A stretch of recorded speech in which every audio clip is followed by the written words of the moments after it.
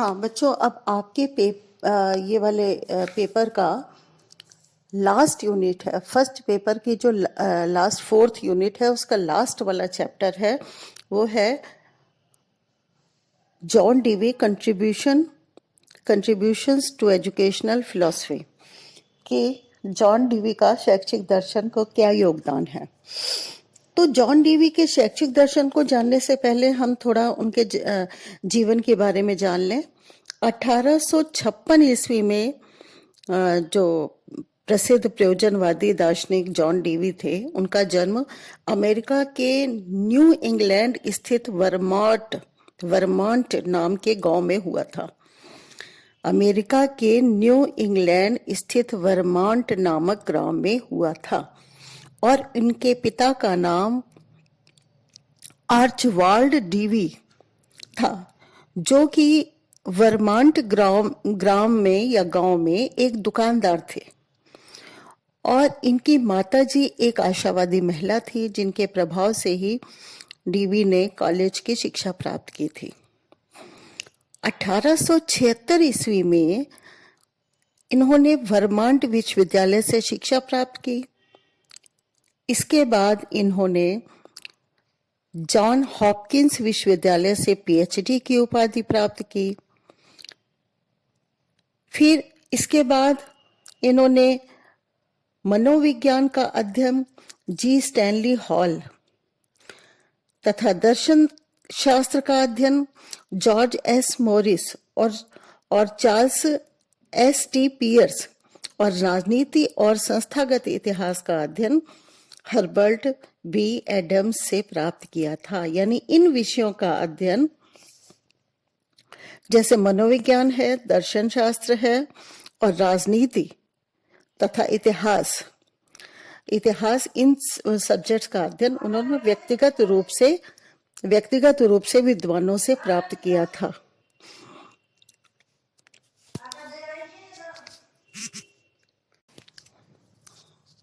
हाँ, तो डीवी ने अध्ययन समाप्त करने के बाद उन्होंने पीएचडी तक तो शिक्षा प्राप्त की ही थी, वो उपाधि प्राप्त की थी, और फिर इसके बाद भी उन्होंने इंडिविजुअली विद्वानों से अलग अलग विषयों में गहन अध्ययन किया था। और डीवी इस तरह से अध्ययन समाप्त करने के बाद मिशिगन विश्वविद्यालय में 1896 ईस्वी तक ये प्रवक्ता पद पर कार्य करते रहे। 1896 ईस्वी तक। फिर और इससे पहले 1894 में ये शिकागो विश्वविद्यालय में दर्शन शास्त्र के अध्यापक बनाए गए थे और वहां पर उन्होंने 1902 ईस्वी तक कार्य किया और 1902 में ये शिक्षा विभाग के निदेशक बनाए गए। और 1904 से लेकर 1930 तक कोलंबिया विश्वविद्यालय में दर्शन शास्त्र के प्रोफेसर रहे। इन्होंने अनेक देशों का भ्रमण करके अपने विचारों को व्यक्त किया।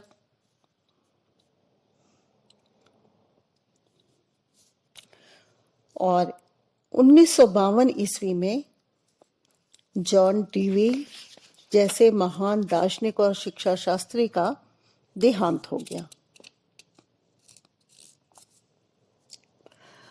जॉन डीवी का संपूर्ण जीवन शिक्षा और दर्शन के सिद्धांतों के निर्माण में ही लगा रहा। उन्होंने अपने अनुभव और विचारों को निबंध, व्याख्यान एवं पुस्तकों के रूप में प्रस्तुत किया। इनका सर्वप्रथम लेख था the metaphysical exemptions of materialism.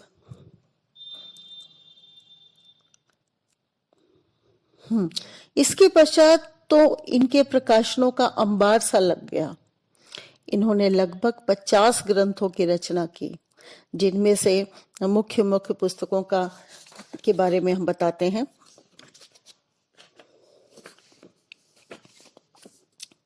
हाँ, my pedagogical creed,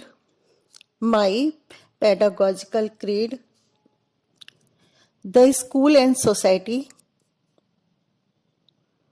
psychology and philosophic method, psychology and philosophical method, studies in logical theory,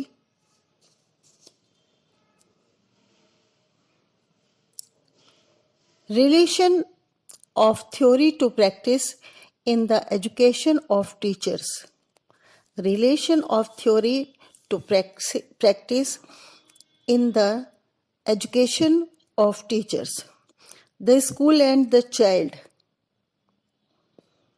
moral principles in education, ethics, next है एथिक्स। इस तरह से देखा जाए तो डेमोक्रेसी एंड एजुकेशन। तो ये सब मुख्य थे। इन्होंने एक लेबोरेटरी स्कूल, यानी जब डीवी ने शिकागो विश्वविद्यालय में यूनिवर्सिटी एलिमेंट्री स्कूल, जिसे हम प्रोग्रेसिव स्कूल के नाम से भी जानते हैं, की स्थापना की थी, जिसमें उन्होंने कर के सीखने का सिद्धांत के आधार पर अध्यापन कार्य किया था। यानी शिकागो यूनिवर्सिटी में यूनिवर्सिटी एलिमेंट्री स्कूल, जिसे हम प्रोग्रेसिव स्कूल के नाम से भी संबोधित करते हैं, उसकी स्थापना की थी। और उस विद्यालय में, उस स्कूल में उन्होंने कर के सीखने के सिद्धांत के आधार पर अध्यापन कार्य किया। तो इस तरह से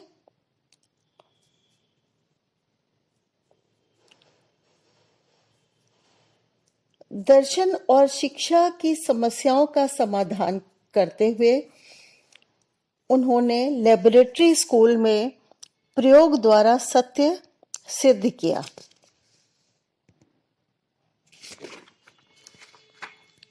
हाँ, और इस स्कूल में, यानी लेबोरेटरी स्कूल में 4 से 14 वर्ष तक के बालकों की शिक्षा पर उन्होंने प्रयोग किए थे। तो इस तरह से ये तो उनकी रचनाएं हो गई, उनके द्वारा स्कूल हो गया, उनके द्वारा स्थापित स्कूल हो गया। अब हम उनके शैक्षिक विचारों को प्रकट करेंगे।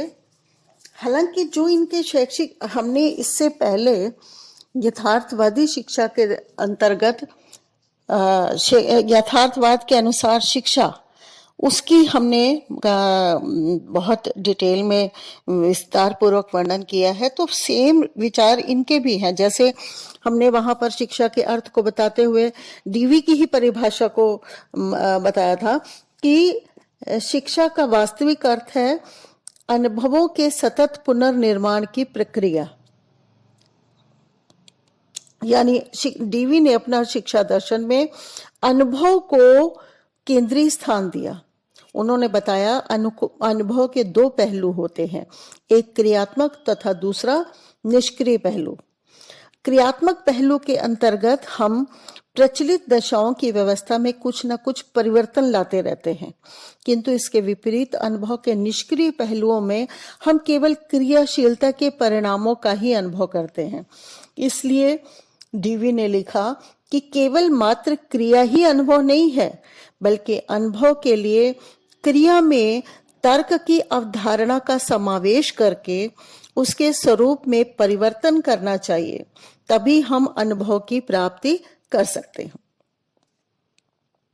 तो इस तरह से अनुभव में भी परिवर्तन होना चाहिए और संशोधन होना चाहिए।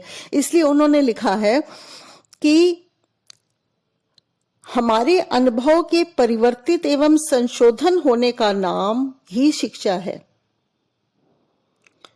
और इस परिवर्तन एवं शोधन के साथ ही अनुभव सामाजिक गुणों से युक्त हो जाता है और इन गुणों को स्वयं में प्रविष्ट कराने के लिए यह व्यक्तिगत कुशलता पर बल देता है।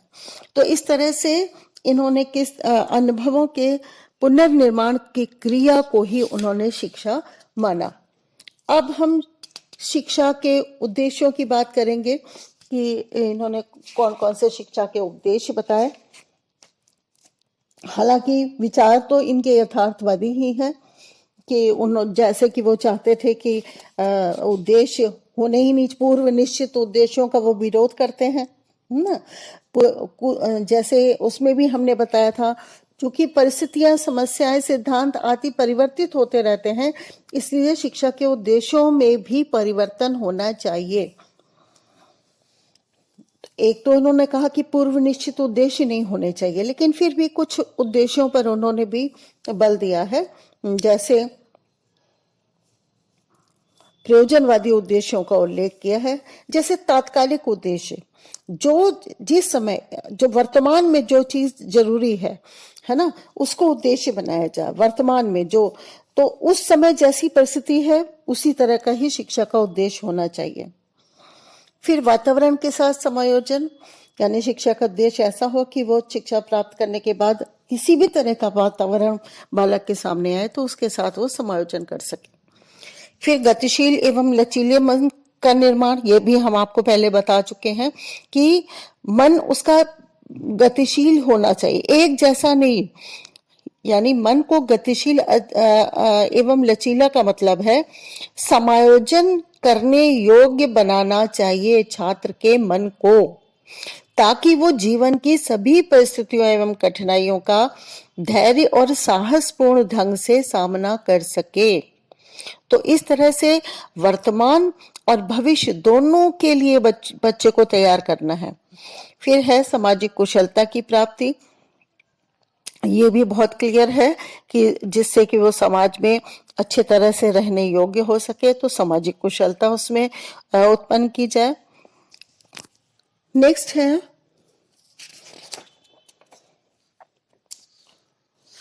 हालांकि सामाजिक कुशलता के अंतर्गत आर्थिक कुशलता भी आती है कि अपना अर्थ वो कर सके, धन कमाने योग्य बन सके। हाँ, व्यक्तिक और सामाजिक उद्देश्यों में समन्वय, ये भी हमने आपको पहले से बताया था। सामाजिक चेतना उत्पन्न करना, हाँ, और पर्यावरण, समाज एवं समाज के पर्यावरण में अपने को व्यवस्थित करने के लिए तैयार करना। हाँ, तो इस तरह से ये जैसे यथार्थवादी उद्देश्य हमने बताए थे, बिल्कुल वैसे ही उद्देश्य आप इसमें भी लिख सकते हैं। अब पाठ्यक्रम की बात जहां तक करेंगे, तो पाठ्यक्रम के लिए उन्होंने, जैसे हमने बताया था कि कुछ सिद्धांतों के आधार पर, यथार्थवादी कुछ सिद्धांतों के आधार पर पाठ्यक्रम निर्माण करना चाहते हैं। वो सिद्धांत क्या है वो हमने तब भी आपको समझाया था। रुचि का सिद्धांत, लचीलेपन का सिद्धांत, एकीकरण का सिद्धांत, यानी विभिन्न विषयों में एकीकरण या समन्वय का सिद्धांत, क्रियाशीलता यानी क्रियाओं को ज्यादा महत्व दिया जाए, उपयोगिता का सिद्धांत, बाल केंद्रित पाठ्यक्रम, सामाजिक अनुभव का सिद्धांत, लचीलेपन का, पाठ्यक्रम में लचीलापन होना चाहिए, हाँ, सभी विषयों में सहसंबंध होना चाहिए। तो इस तरह से इन सभी सिद्धांतों के आधार पर उन्होंने शिक्षा देने पर, पाठ्यक्रम का निर्माण करने का सुझाव दिया। अब इसके अलावा शिक्षण विधियां, वो भी हम आपको जैसे कि बता चुके हैं, क्रिया द्वारा सीखना, रुचि द्वारा स्वानुभव के द्वारा सीखना, योजना विधि, सहसंबंध विधि, निरीक्षण विधि, प्रयोग विधि। चूंकि विज्ञान जैसे विषयों को ज्यादा इंपॉर्टेंस देते हैं, इसलिए प्रैक्टिकल वर्क को की ज्यादा जरूरत पड़ती है। जहां तक छात्र की बात है, जॉन डीवी ने शिक्षण प्रक्रिया में बालक को केंद्रीय स्थान दिया है। शिक्षा का उद्देश्य, पाठ्यक्रम, शिक्षण विधि बालक को ही ध्यान में रखकर सब निर्धारित करना है। वो जॉन डीवी बालक की रुचियों और आवश्यकताओं को भी महत्व देते हैं और इसके साथ ही वो बालक को स्वतंत्रता देने के पक्ष में है और उनके विचार से बालक अपने मूल्यों व आदर्शों का स्वयं निर्माता है। हाँ, और जहां तक शिक्षक की बात है तो शिक्षक के महत्व को भी उन्होंने कम नहीं किया, यद्यपि बाल केंद्रीय शिक्षा पर बल दिया तो लेकिन इसके साथ ही उन्होंने शिक्षक को भी महत्वपूर्ण स्थान दिया है। डीवी शिक्षक से ये आशा करते हैं कि वो बालक के लिए सामाजिक वातावरण का निर्माण करेगा जिससे उसका सामाजिक विकास हो सकेगा और शिक्षक को विद्यालय में ऐसा वातावरण देना चाहिए जिससे बालक अपने मूल्यों और आदर्शों का निर्माण कर सके और शिक्षक को बालक का मित्र और मार्गदर्शक के जैसे होना चाहिए। जहां तक कि विद्यालय की बात है, जॉन डीवी ने अपने समय में प्रचलित विद्यालयों की आलोचना की। उन्होंने कहा कि उस समय करके सीखने का अवसर विद्यालयों में नहीं दिया जाता और समय के परिवर्तन के अनुकूल नहीं है, पुस्तकीय शिक्षा का बोलबाला था। तो इस तरह की शिक्षा का, इस तरह के विद्यालयों का उन्होंने विरोध किया और उनके अनुसार विद्यालय एक तरह से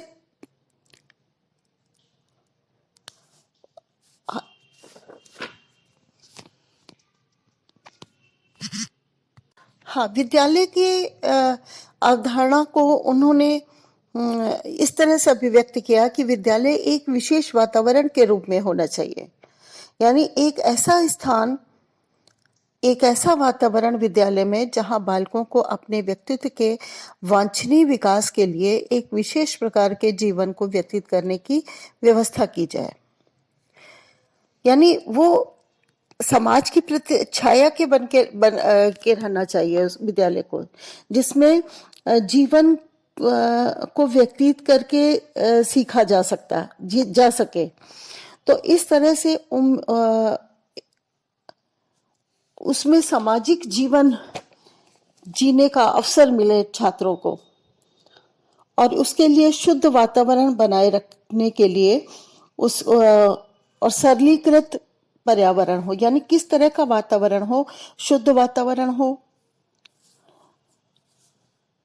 जिसमें कि बालक को समाज के निर्माण में अपना योग देने का अवसर प्राप्त मिले, सरलीकृत वातावरण हो, यानी जिसमें जटिल आधुनिक जीवन में से केवल वे बातें चुनी जाती हैं जो सरल और रोचक होती हैं, जटिल बातों को बिल्कुल भी वहां पर आने नहीं दिया जाए। नेक्स्ट है संतुलित वातावरण होना चाहिए। सामाजिक वातावरण के विभिन्न तत्वों में संतुलन एवं समन्वय स्थापित होना चाहिए, जिससे कि समाज की संकीर्णताओं से बाहर निकलकर विस्तृत वातावरण में रहने का अवसर छात्रों को मिले और एक तरह से विद्यालय सामाजिक प्रयोगों की प्रयोगशाला के रूप में होना चाहिए, यानी वहां पर जो भी समाज में उसको जैसा जीवन जीना है उसकी एक तरह से प्रयोगशाला कि वहां पर उसको वैसा जीवन प्रस्तुत करके वो उस तरह का सामाजिक जीवन जीने की सारी योग्यताएं उसमें विकसित की जानी चाहिए। तो एक स्कूल एक तरह से सामाजिक संस्था के रूप में होना चाहिए, यानी वो उसमें वही सारी बातें होनी चाहिए जो कि समाज में होती हैं। तो इस तरह से विद्यालय से संबंधित उनके विचार थे और जैसे कि हमने यथार्थवाद में भी आपको बताया था कि उन्होंने जॉन डीवी ने भी सामाजिक अनुशासन पर बल दिया था, यानी अगर बालक सामाजिक जीवन में अपने आप को एडजस्ट कर लेगा, सामाजिक नियमों को मानने लगेगा, नियम पूर्वक कार्य करेगा, उसका अपना चरित्र अच्छी तरह से करेगा, तो इसके उसमें फिर सामाजिक अनुशासन, अपने आप को अनुशासित करने की प्रेरणा मिलेगी। तो इस तरह से अगर बालक की रुचियों के अनुसार विद्यालय में कार्यों का आयोजन किया जाए, अगर उसकी रुचि के सारे कार्य होंगे तो वो उसको बहुत ही प्रसन्नता के साथ करेगा और अनुशासनहीनता वाले कोई भी कार्य नहीं करेगा। तो इस तरह से हम देखते हैं कि शिक्षा के सभी अंगों के बारे में हमने आपको विचार बताया। तो वैसे तो अगर आपके सिलेबस में लिखा है कि योगदान है, तो योगदान में हम जैसे उद्देश्य है, तो उद्देश्यों के सभी पॉइंट्स, सभी बातों को हम पॉइंट्स बनाकर भी प्रस्तुत कर सकते हैं। तो योगदान के लिए कुछ अगर मान लीजिए कुछ पॉइंट्स बताने हो तो हम इसमें 25-30 पॉइंट्स निकाल सकते हैं जो हमने आपको पहले बताए हैं। जैसे डीवी के अनुसार, डीवी ने जो शिक्षा का मुख्य उद्देश्य सामाजिक कुशलता बताया है ना, ये बहुत आज के संदर्भ में बहुत इम्पोर्टेंट है। आज भी हम लोग चाह रहे हैं कि समाज में समाज का भी एक सदस्य बने एक विद्यार्थी, और फिर विद्यालय को समाज का लघु रूप माना, तो ये भी आज के समय के लिए बहुत इम्पोर्टेंट है। और व्यक्ति के विकास पर ही समाज का विकास आधारित है। नेक्स्ट पॉइंट है शिक्षा का आधार स्वानुभव माना, ये बहुत इंपॉर्टेंट है। शिक्षा जीवन की तैयारी ना होकर स्वयं जीवन है, ये सारे उनका योगदान ही है, ये सारे पॉइंट्स हैं। जैसे शिक्षा का प्रमुख उद्देश्य उन्होंने बताया सामाजिक कुशलता, शिक्षालय समाज का लघु रूप है। नेक्स्ट है विद्यालय व्यक्ति के विकास पर ही समाज का विकास आधारित है। नेक्स्ट है शिक्षा का आधार स्वानुभव है। ये सारे योगदान ही है। ये सब जो डीवी ने अपने विचार प्रस्तुत किए, ये आज के समय के लिए बहुत बहुमूल्य है और इनको आज भी माना जा रहा है। शिक्षा जीवन की तैयारी ना होकर स्वयं जीवन है। नेक्स्ट, बालक की व्यक्तिगत रुचियों एवं योग्यताओं के आधार पर शिक्षा की व्यवस्था करना। बालक के नैतिक विकास का प्रमुख साधन क्रियाशीलता है, यानी शिक्षा में क्रियाशीलता होनी चाहिए। हाँ, हस्तकला संबंधी विषयों को प्रमुख स्थान दिया। फिर शिक्षा एक सामाजिक आवश्यकता है, समाज को भी शिक्षा की जरूरत है, समाज को ध्यान में रखकर शिक्षा देनी चाहिए। फिर इन्होंने जो शिक्षण विधियां बताई उसमें खेल, रचना, वस्तुओं का प्रयोग, यात्रा, प्रकृति निरीक्षण, ये शिक्षा के साधन बताए। और शिक्षा में सामाजिक विचार एवं भावनाओं का विकास करना, ये बहुत इम्पोर्टेंट है, ये इन्होंने बताया। और बालक को ऐसा वातावरण प्रदान करना जिसमें कि वो सक्रिय होकर मानव जाति की सामाजिक जागृति में योगदान दे सके, यानी लोगों को भी प्रेरित कर सके कि उसको समाज के विकास में योगदान देना है। फिर जो शिक्षा का सर्वोच्च लक्ष्य उन्होंने माना कि योग्य और कुशल शासक तैयार करना, इसकी आज बहुत जरूरत है और ऐसा किया भी जा रहा है। फिर शिक्षा को मनोवैज्ञानिक आवश्यकता माना और विद्यालय को सामुदायिक जीवन का केंद्र माना, ये भी क्लियर है। सामाजिक अनुशासन पर जो बल दिया, ये बहुत इंपॉर्टेंट है। विद्यालय एक सामाजिक संस्था है। शिक्षा को एक सामाजिक प्रक्रिया माना और ज्ञान प्राप्त करने की सर्वोत्तम विधि प्रयोगात्मक है। ये जो इन्होंने विचार दिए आज भी उसकी उतनी ही इम्पोर्टेंस है। फिर इन्होंने बताया कि कोई भी मूल्य या लक्ष्य है या आदर्श है पूर्व निश्चित नहीं होते, बल्कि निर्मित किए जाते हैं। इसी तरह से इन्होंने कहा शिक्षा विकास या अभिवृद्धि है।